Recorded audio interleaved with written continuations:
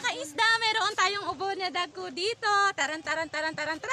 Meron tayong ubod na dagko. Kung gusto nyo gumata diyan, heto ang ubod natin dito sa Humagikikbis. Napakasariwat labas mga kaisda.